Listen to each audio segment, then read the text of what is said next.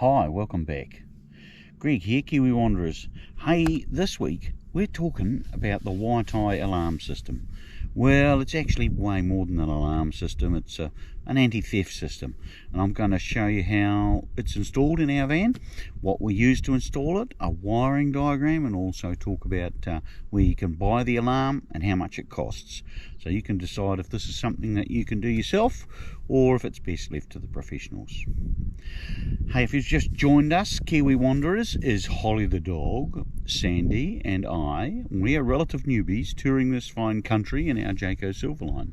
If you would like to learn from our mistakes and experiences on the road, think about subscribing and clicking the bell so you don't miss a thing. Okay, so our caravan had WiTi from new, and 12 months ago when we were looking around in the alarm market, the very crowded alarm market, WiTi looked to be a specialist. They don't do cars or trucks, they just do caravans and trailers, and they appear to be ahead of the game. As part of the WiTi suite, they have wireless lighting, so doing away with the cord between the car and the trailer. We've done a video review and I'll put a link up there. They've also got wireless brake controller, which is just, I think, it's fantastic, and we've done a video review on that too, so I'll put the link up there somewhere. So that's why we chose the WiTi system. Now let's get into installing it. I'm going to get a young gentleman in a caravan to show you what's in the box. This is the anti-theft system. Very good packaging. I reckon you can tell the quality of what you're going to get by the packaging. I feel like I'm opening an Apple product. It's very well packaged in here. We've got some instruction manuals and only written in English. That's what happens when you buy stuff out of Aussie rather than China. Got a couple of remotes. We've got a horn and a wiring loom with quite a few wires. Installing this, it does look a little bit onerous with all these wires, I'll give you that, but if we break it down, it's relatively straightforward. First thing you've got to do is decide where you're going to mount the alarm. So the alarm needs to be connected to your battery power, the alarm needs to be connected to the trailer light wiring. So these things you need to bear in mind so that you can choose the correct place. I've chosen under the lounge on the left hand side. WiTi recommend that you mount it at the front of the caravan, because if there's some ratbag is going to try and steal your caravan, that's where the movement's going to take place. And so yeah, mine's under the left hand side front lounge.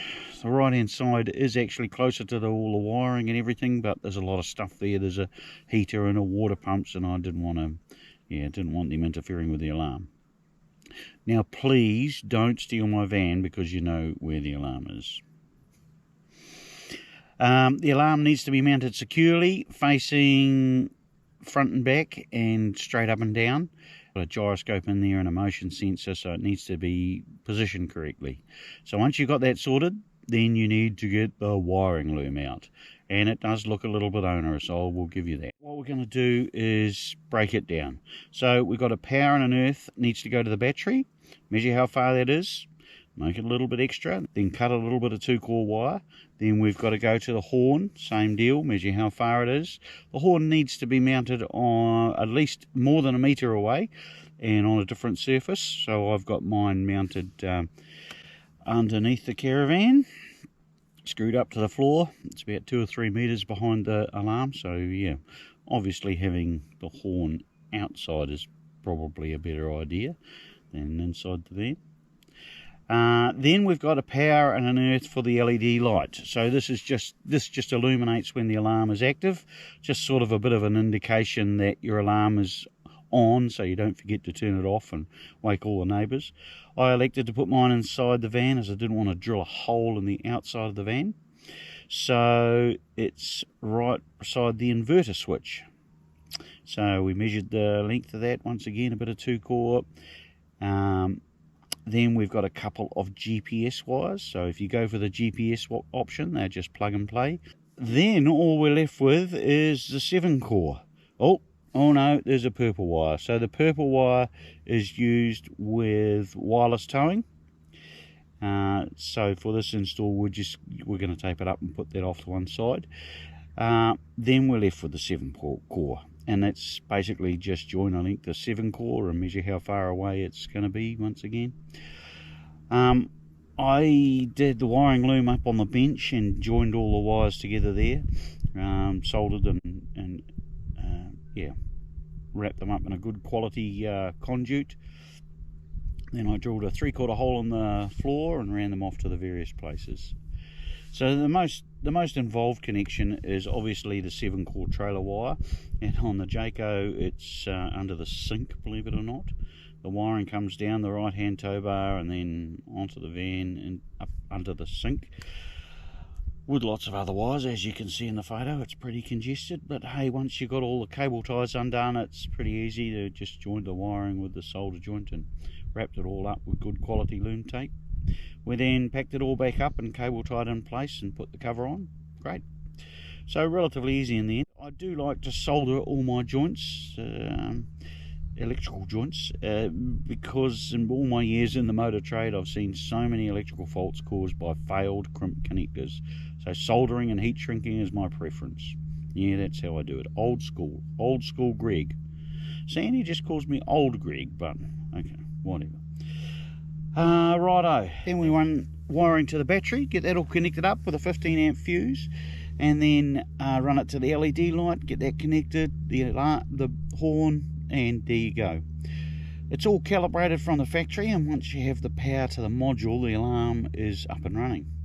I'd venture to say that if you have a modicum of DIY skills and you would consider yourself able to wire in a 7-pin plug, then you would quite easily be able to install this alarm. Also, if that's not the case, at least you know what's involved for your electrician, so he can't charge you 45 hours to install the alarm. So there we go, it's installed. I know this alarm works really well. We've had it in our van, as I said, right from new, and we've done a review on how it works, so I'll put a link up there. Righto, the costs. It costs $600, and we are lucky enough in New Zealand to have a great New Zealand distributor, the ToPro Group out of the Waikato.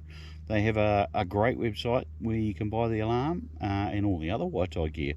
They also have a page on there showing all their distributors around New Zealand. Good people to deal with and great support for the product.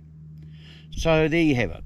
The thing I like about the WiTi alarm is once you have it installed, you have access to all the other WiTi gear, which is just ahead of the game in my opinion. And I know WiTi is bringing out some more exciting stuff for the RV market in the future, so that'll be great. Okay, thanks for watching. Hope you got something out of this video. I have a whole list of tech videos to do for tech tips, and yeah, so think about subscribing so you don't miss a thing. Thanks. Bye.